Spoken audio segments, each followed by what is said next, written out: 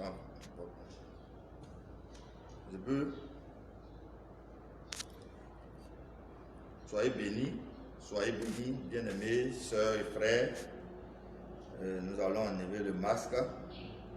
On va partager la parole. Il est presque l'heure. Aujourd'hui, c'est l'anniversaire de mon beau pays, la Côte d'Ivoire. Alors, je veux dire joyeuse fête d'indépendance à toute la Côte d'Ivoire. Aux autorités, aux hommes politiques, mettez un peu de vin dans votre, mettez un peu d'eau dans votre vin pour que cette nation soit en paix, parce que c'est la paix que nous voulons tous. Allez, bonne fête à vous tous et à nous tous, au nom de Jésus. Ceci dit, nous allons avancer rapidement parce que nous avons beaucoup de choses à faire. Je voudrais encore profiter de cette occasion pour bénir une sœur depuis l'Europe qui nous a aidé ce soir à avoir un smartphone pour qu'on puisse communiquer. Nous, on n'a pas les grands moyens, mais l'œuvre de Dieu, il a pourvu que cette maman soit bénie richement, que cette maman soit véritablement secourue lorsqu'elle aura des besoins. Alors le thème que nous étions en train de développer, c'est comment devrait être constitué le corps de Christ dans une église locale. C'est pourquoi nous allons prier rapidement et nous allons rentrer dans le vif du sujet. Seigneur, nous voulons te bénir, nous voulons te rendre grâce, nous voulons t'élever, toi qui fais toutes choses. Et toi qui as déjà tout prévu pour que nous puissions vivre. Lorsque tu créais Adam et Ève dans le jardin d'Éden, la Bible déclare que tout était créé. Il y avait tout pour que Adam et Ève puissent être heureux, puissent vivre. Mais Seigneur, c'est parce que nous ne savons pas les utiliser, nous ne savons pas les reconstituer. C'est pourquoi nous avons des difficultés. Aide-nous à le faire. Agis maintenant au travers de ta parole au nom de Jésus. Et toutes les personnes qui sont disposées, qui vont écouter ce message, bénis-les au nom de Jésus. Bien-aimés, je vais vous demander de vous connecter. Connectez-vous rapidement. Nous sommes à quelques minutes. Je dirais qu'il doit commencer à 15 heures, l'heure prévue. Alors, nous sommes en avance de 3 minutes. C'est pourquoi tu vas demander à ton frère de te connecter. Toi aussi, tu vas te connecter. Tu vas t'armer de ta Bible pour suivre ensemble. Une chose est de suivre, mais de vérifier ce que nous disons. Et essayer de comprendre ce que nous disons, analyser et donner une valeur à la parole. Alors, nous allons rappeler le dernier direct qui était le corps de Christ. En rappel, nous disons que le corps de Christ, c'est l'ensemble de tous les chrétiens et chrétiennes sanctifiés en qui se manifeste un don ou plusieurs dons ou qui a reçu un ministère. Voilà. Le corps de Christ, c'est la manifestation de la puissance de Dieu parmi son peuple. C'est dans ce corps-là que se manifeste la puissance. C'est aussi la matérialisation de l'omnipotence, de l'omniscience, de l'omniprésence de Dieu au travers un ensemble de chrétiens sanctifiés. Au travers de cet ensemble de chrétiens sanctifiés, Dieu va matérialiser sa présence. Et là, nous l'appelons le corps de Christ. Parce que le Christ lui-même, il est esprit. Pour descendre sur la terre, il a besoin d'un corps. Voilà. Alors, voici la définition que nous avons donnée, succincte que nous avons donnée au corps de Christ, pour qu'on puisse comprendre ensemble. Christ est esprit. Il est la puissance. Il est l'omniscience. Il est l'omniprésence. Comment le matérialiser dans une église?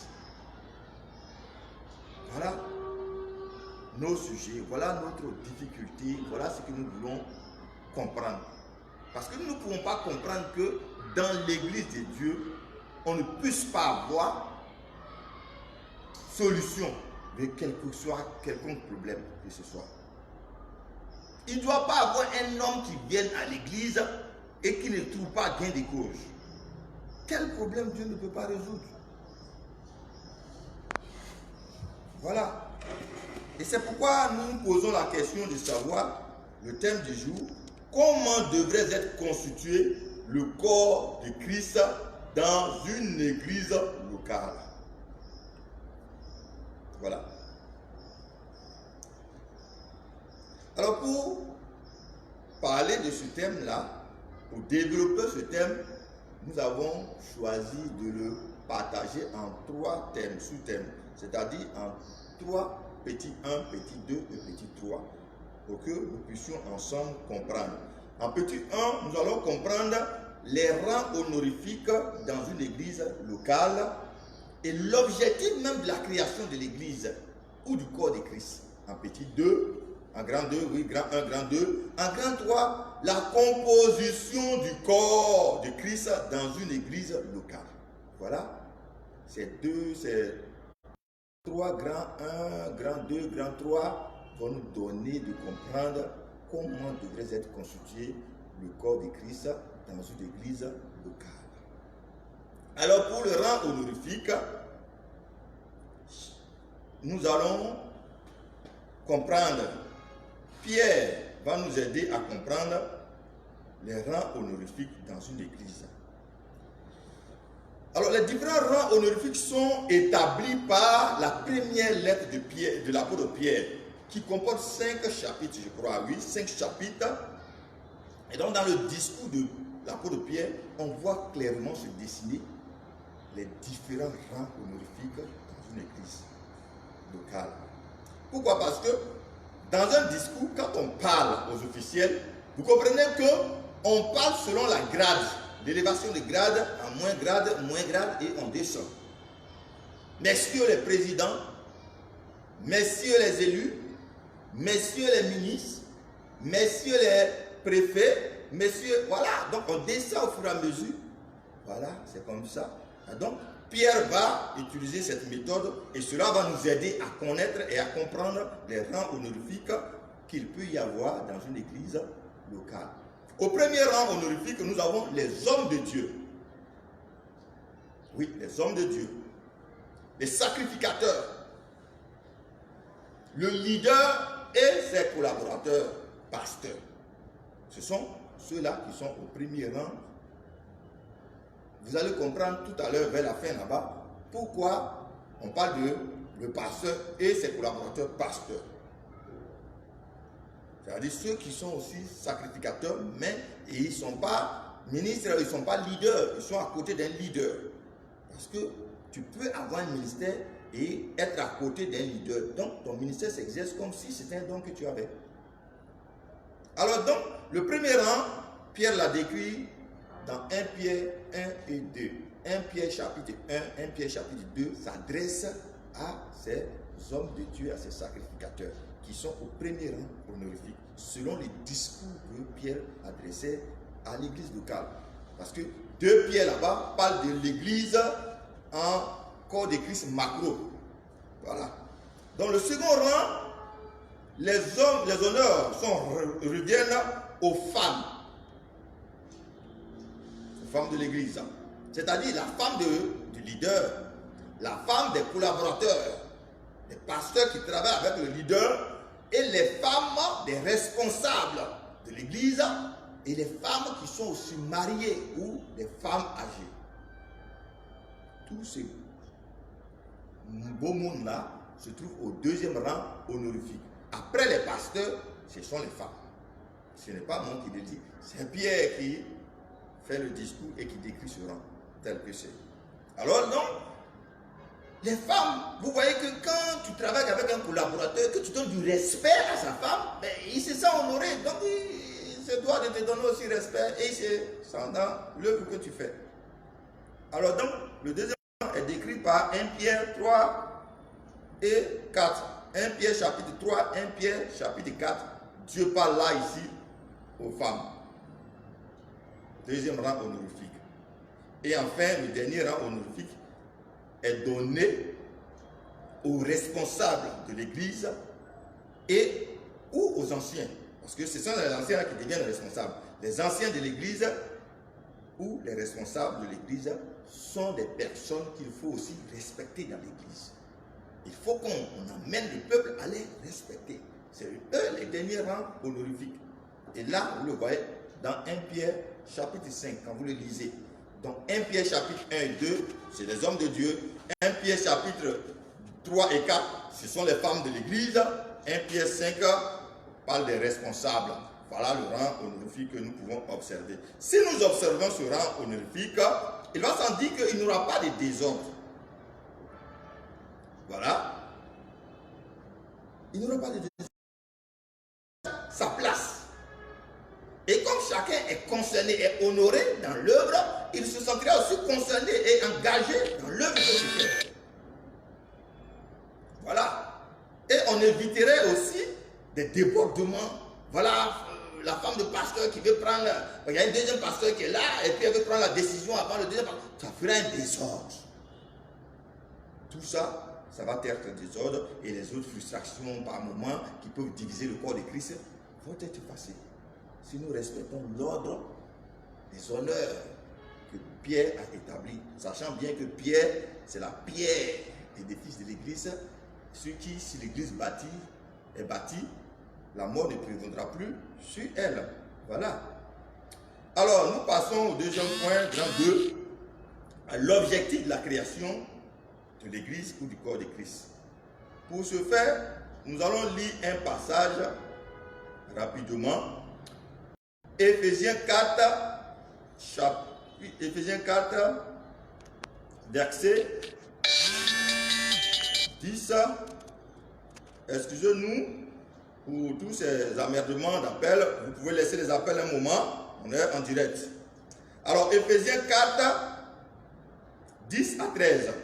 Celui qui est descendu pour le perfectionnement des saints. Entendu parler des saints, les hommes de Dieu, les serviteurs de Dieu, les sacrificateurs, pour le perfectionnement des sacrificateurs, pour le perfectionnement des ministres, en vue de l'œuvre du ministère et de l'édification du corps de Christ. Jusqu'à ce que nous soyons tous parvenus à l'unité de la foi et de la connaissance du Fils de Dieu, à l'état d'homme fait, à la mesure de la stature parfaite de Christ. Alors, ce verset nous dit quoi? Ce texte nous dit quoi? Il est clair que, quand nous comprenons, nous cherchons à comprendre ce texte, il est clair que les dons de ministère sont pour le perfectionnement des ministres. Prophètes, docteurs, apôtres, forment des ministres, forment les serviteurs de Dieu.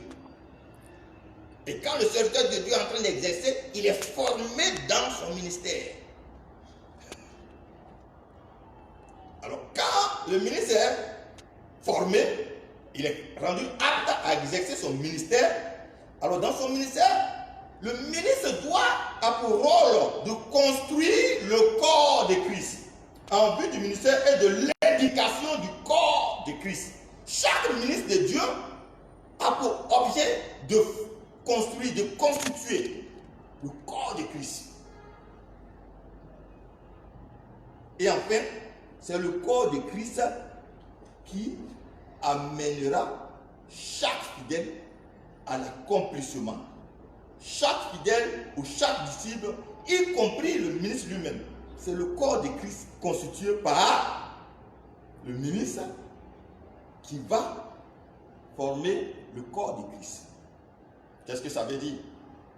Vous êtes ministre de l'État, mais vous n'allez pas travailler seul. Ministre de la Santé, tu ne peux pas être à Boaké, tu ne peux pas être à Yamoussoukro, tu ne peux pas être dans tous les départements. Non, ce n'est pas possible. Il te faut des collaborateurs. Donc, qui nomme les collaborateurs? C'est le corps de Christ qui choisit les collaborateurs. Parce que les collaborateurs sont des dons en des personnes.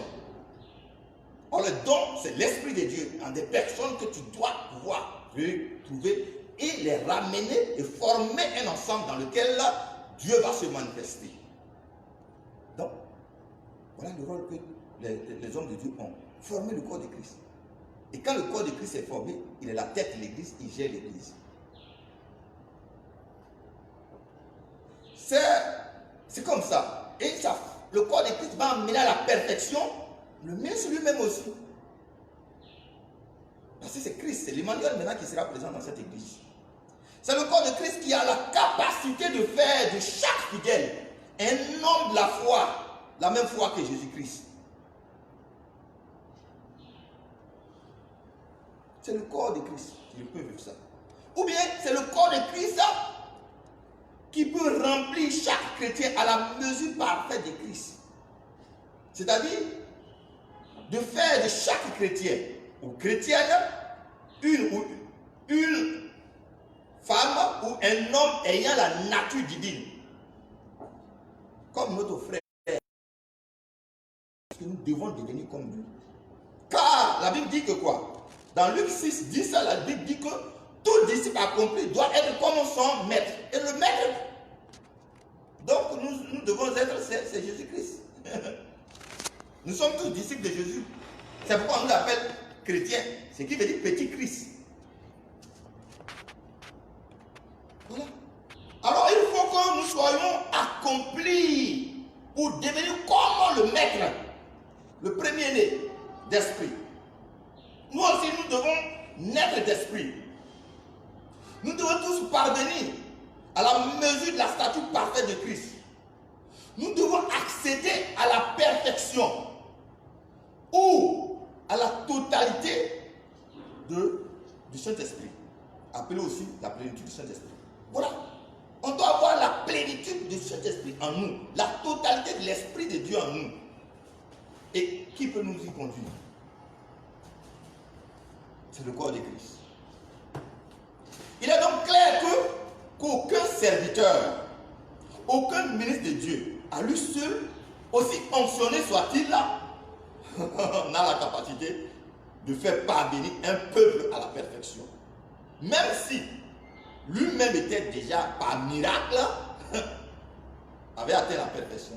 Si lui, par miracle, avait atteint la mesure parfaite de Christ, c'est-à-dire qu'il est déjà comme Jésus-Christ sur la terre, si, c'est pas un miracle, parce que je ne crois même pas que quelqu'un déjà ait atteint cette dimension. Même si il avait atteint ça, c'est impossible pour lui. Car la perfection, Jésus-Christ lui-même là, il n'avait que 12 disciples. Mais aujourd'hui, dans notre église, on n'a plus que 12 disciples. Il y a des églises de 100, 80, 200. Alors, comment tu peux amener tout ce peuple à la perfection? C'est compliqué. Comment? C'est pas possible. En réalité, voici ce à quoi l'œuvre du ministère ressemble. On va prendre l'exemple d'un professeur.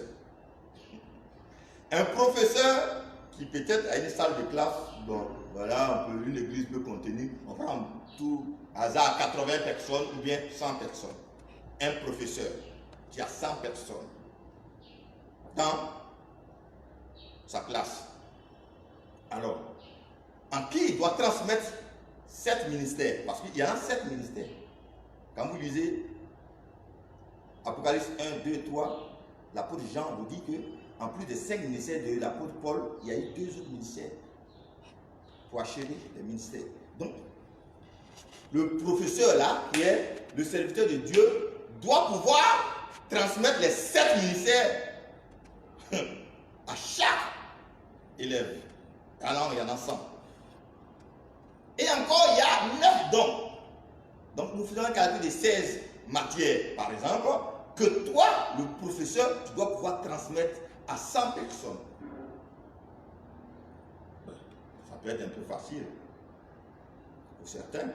Mais le comble, c'est que non seulement tu as 16 matières à transmettre, et ces matières, il va falloir que toi, tu les possèdes. Voilà, c'est pourquoi si tu n'es pas parfait, tu ne peux pas donner la perfection. Et en plus, ils sont plusieurs, 100. Mais là, il n'y a pas de problème. Le plus difficile, même le comble, je le dirais, c'est que dans cette même classe-là, il y a des élèves de CP1, il y a des élèves de CP2, il y en a de 6e, il y en a de terminale, il y en a de première année d'agrégation, il y en a de master, il y en a de tout dans la même salle d'église, dans la même salle de classe, dans la même salle avec le même professeur, avec le même ministre. Et toi, tu es ministre, tu es arrêté devant, tu dois transmettre 16 matières. y a des élèves qui n'ont pas les mêmes. Et chaque dimanche, tu as une prédication à faire. Et cette prédication, la succession des prédications doivent amener ces 100 personnes à la perfection. Des 100 personnes qui n'ont pas le même niveau, qui n'ont pas la même compréhension, ils n'ont même pas la même culture. Ils sont différents. Différents tempéraments. Alors que déjà on sait qu'on ne peut pas donner des nourritures solides à un enfant. Et pourtant il y a des enfants parmi eux. Il y a les maternelles qui sont là. Tu vas faire comment?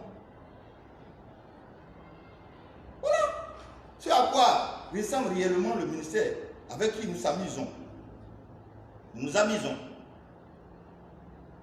Alors pour un même message, tu donnes le même message à tout ce monde, de différents niveaux. Voilà. Comment tu vas faire?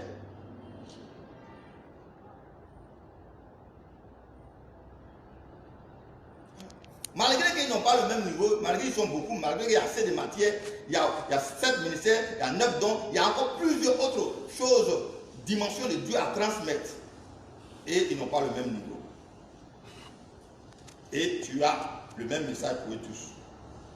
Comment tu vas faire pour faire entrer toutes ces personnes dans leur destinée? Voici ce qui a été le problème de Moïse. Voici comment il faut comprendre le souci de Moïse lorsqu'il se plaignait à Dieu. Quand ils étaient arrivés sur le champ où le peuple de Dieu avait réclamé, je crois, de la viande par rapport à la manne qu'on leur donnait.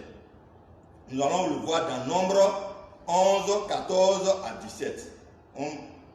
Nombre 11, 14 à 17. Voilà le problème de Moïse. Moïse n'est pas un homme n'importe comment. Pendant la transfiguration de Jésus, il y avait Élie, il y avait Moïse. Donc Moïse n'est pas n'importe qui. Moïse atteint une certaine dimension. Ce n'est pas un serviteur n'importe comment. C'est un grand serviteur. Mais le grand serviteur Moïse n'a pas pu. Ce que nous aujourd'hui, serviteurs de Dieu, prétendons pouvoir le faire. Il y a des problèmes.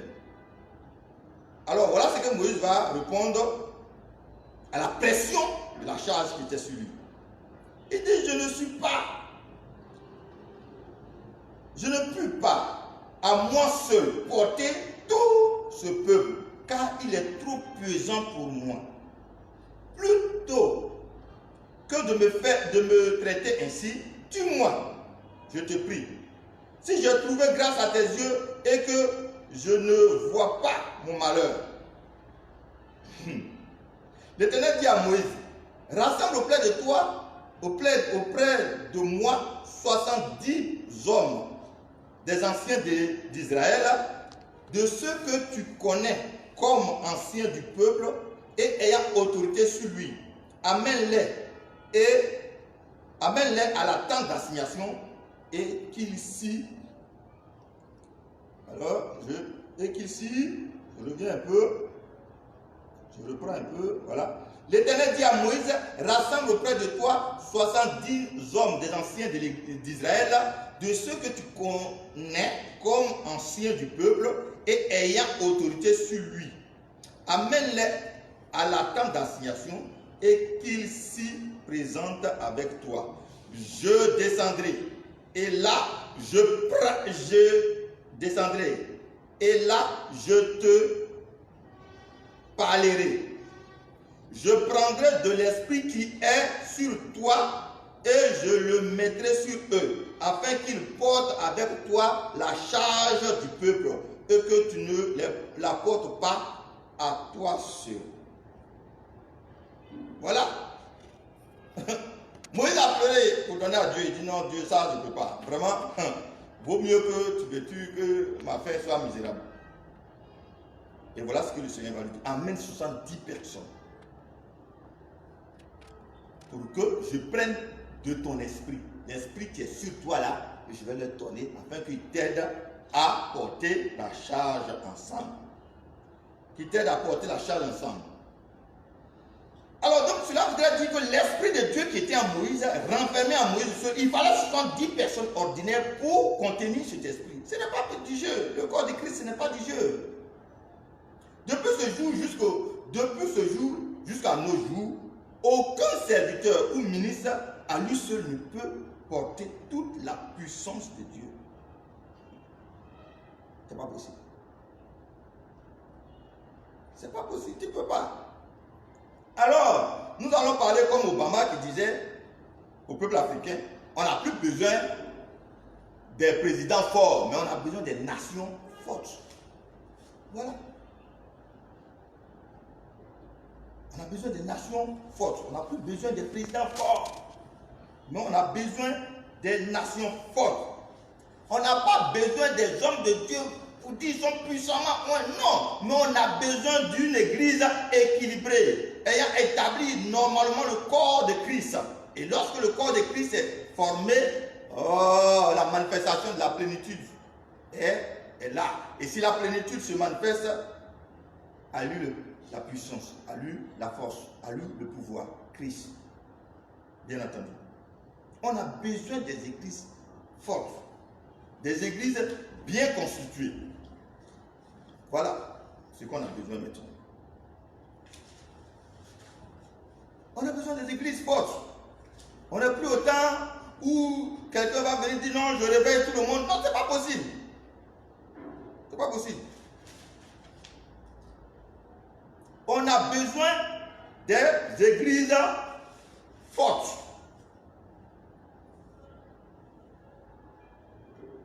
Des peuples forts.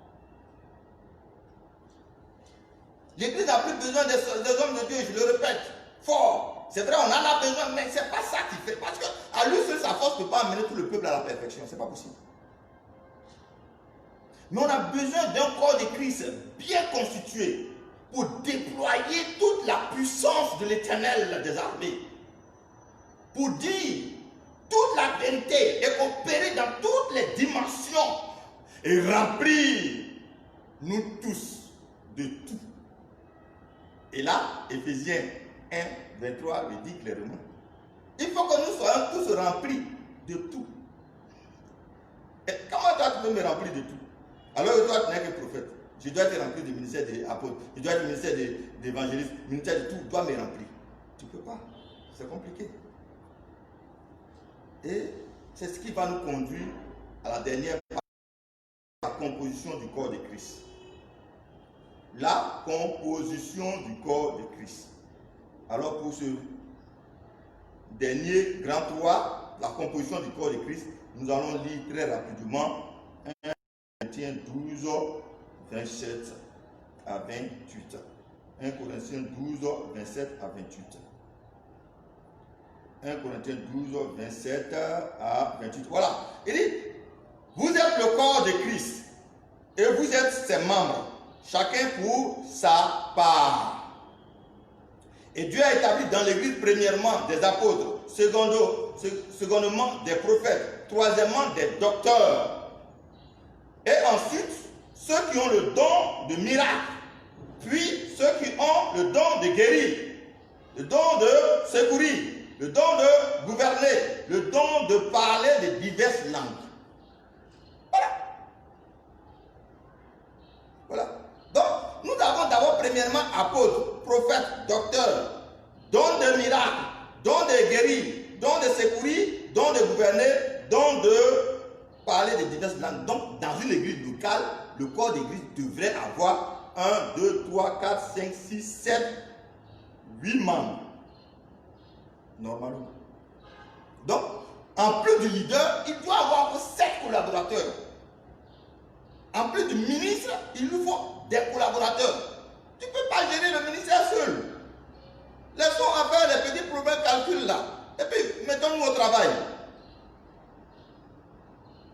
Nous voyons au moins dans une église locale, il faut avoir au moins, je le répète, un ministre, un leader, plus 7 collaborateurs. C'est-à-dire, premièrement, on a parlé d'un apôtre, on a parlé d'un prophète, et on a parlé d'un docteur, et les 5 autres dons pour accompagner le ministre. Alors, quand on parle de l'apôtre et du prophète et du docteur, qu'est-ce qu'il faut entendre par là? Parce que si on ne comprend pas, on va se mélanger.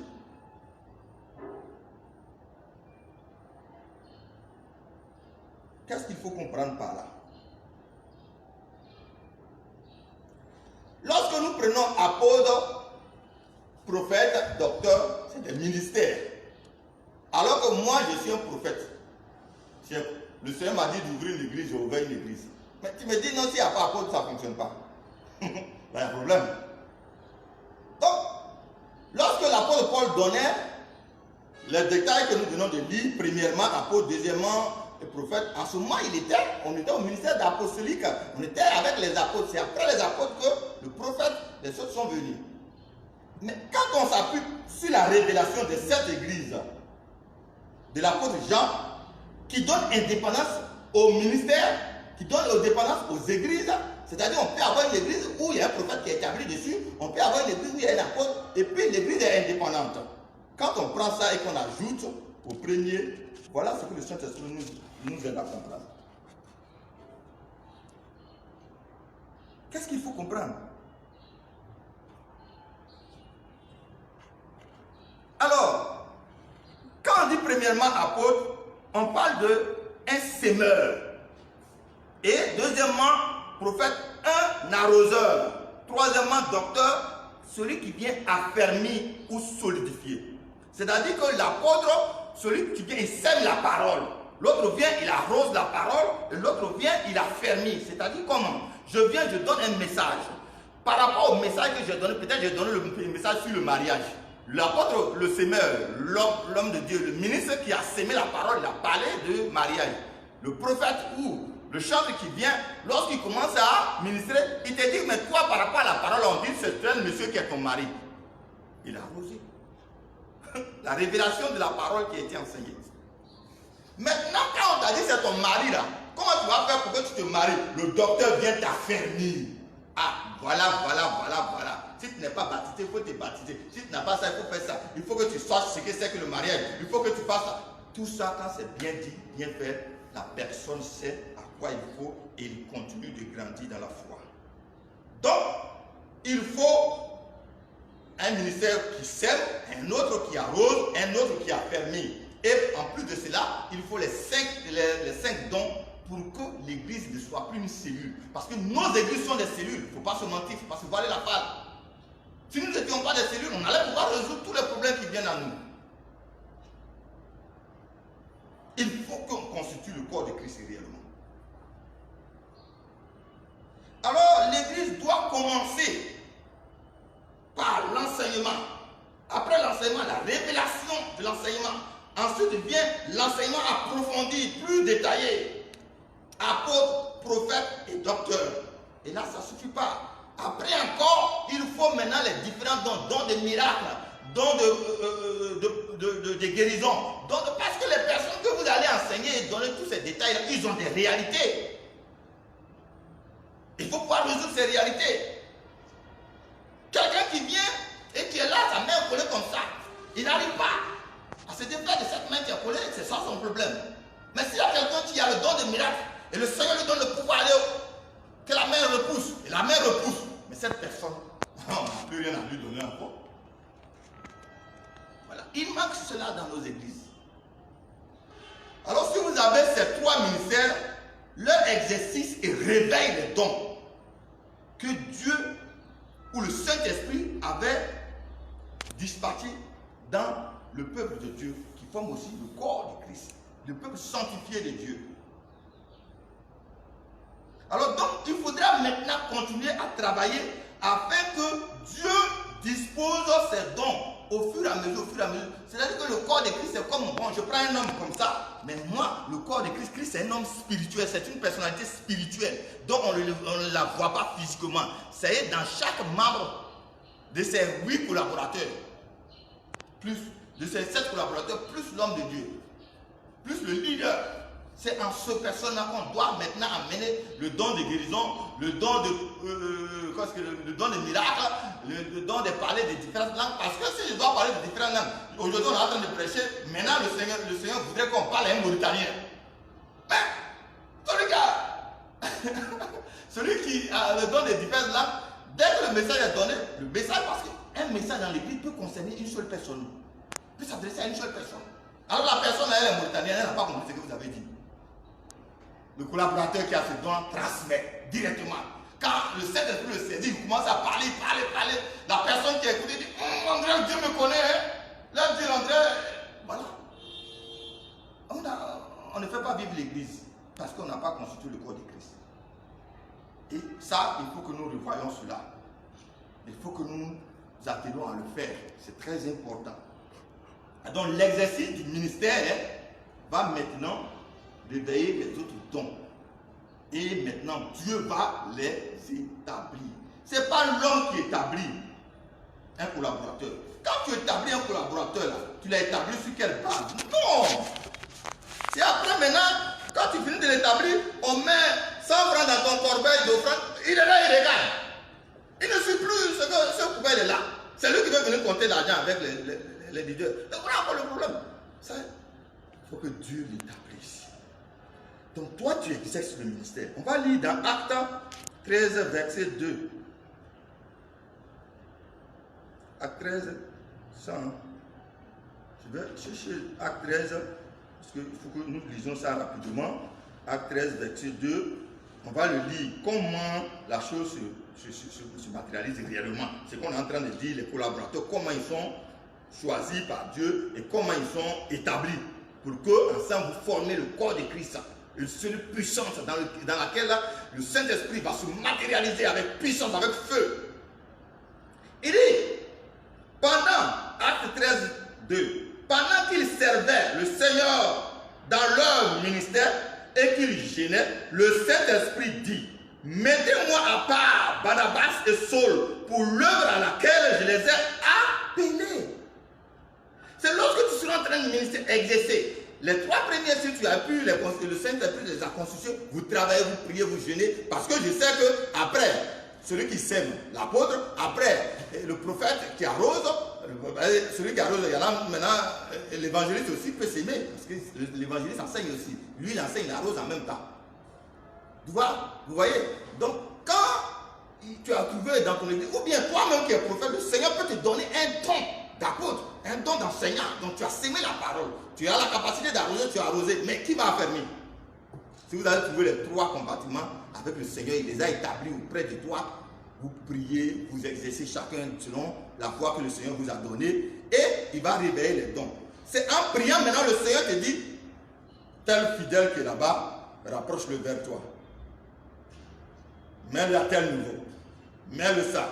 Je l'utiliserai pour tel ou tel au fur et à mesure. S'il a donné que vous êtes arrivé au docteur. Et je rentre maintenant à lui demander, on dit premièrement, c'est l'ordre chronologique.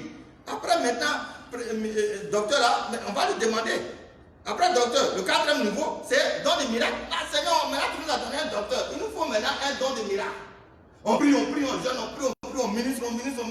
Ah, le don se réveille à quelqu'un là-bas. Le Seigneur dit, celui-là, je l'utiliserai pour faire des miracles. Approchez-le. On encadre encore, il commence à exercer, lui il commence à exercer. On dit, bon, le don de guérison. Quand on a eu le don de miracle, on prie maintenant pour le don de guérison. Après, prier le don de guérison, prier du secours, de gouverner. Et ainsi de suite, le Saint-Esprit va établir les collaborateurs qui vont travailler efficacement avec toi, le leader, afin que le corps de Christ soit vivant. Et quand il est vivant, il travaille sur vous tous. Sans exception. Et l'église sera vivante. Rien de ce qui est problème d'un homme ne pourra rester sans solution. Voilà comment nous avons expliqué en 30 minutes, en 5 minutes, comment devrait être constitué le corps de Christ. Bien aimé, ce n'est pas de façon excessive que nous l'avons expliqué, mais nous avons donné une ligne de conduite à chacun pour la réflexion et constituer le corps de Christ afin de donner vie à l'église. Parce que si nous n'avons pas formé le corps de Christ, on ne pourra jamais former des hommes comme Jésus-Christ. On ne pourra jamais permettre aux fidèles d'être remplis à la plénitude du Saint-Esprit. Alors que nous avons dit que nous sommes au temps de la plénitude du Saint-Esprit. Parce que là, il avait dit que nous serions enseignés 1 temps, 2 temps et la moitié d'un temps. Après la moitié du temps, voilà. Nous sommes à la moitié d'un temps. Bien aimés, c'est sur ces mots, nous allons arrêter. Aujourd'hui, c'est la fête, on ne va pas aller un peu trop au-delà. On va s'arrêter là, on va prier pour l'église. Pour le corps macro et le corps micro de Christ. L'église en tant que l'église locale, l'église en tant que tous les chrétiens du monde. Seigneur, nous voulons te bénir. Nous voulons te rendre grâce. Tu n'as rien fait par hasard. Et tu n'as rien fait sans avoir prévu la vie en cela. Père, tu avais déjà tout constitué, Seigneur. Tu es le Dieu d'ordre et des méthodes. Chaque cheveu sur notre tête a sa position. Père, donne-nous de comprendre les positions des uns et des autres.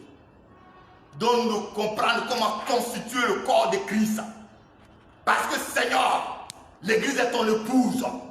Seigneur, si tu es aussi puissant, aussi autorité dominante, même si l'Église ne pouvait pas être totalement, nous devions véritablement être ton image.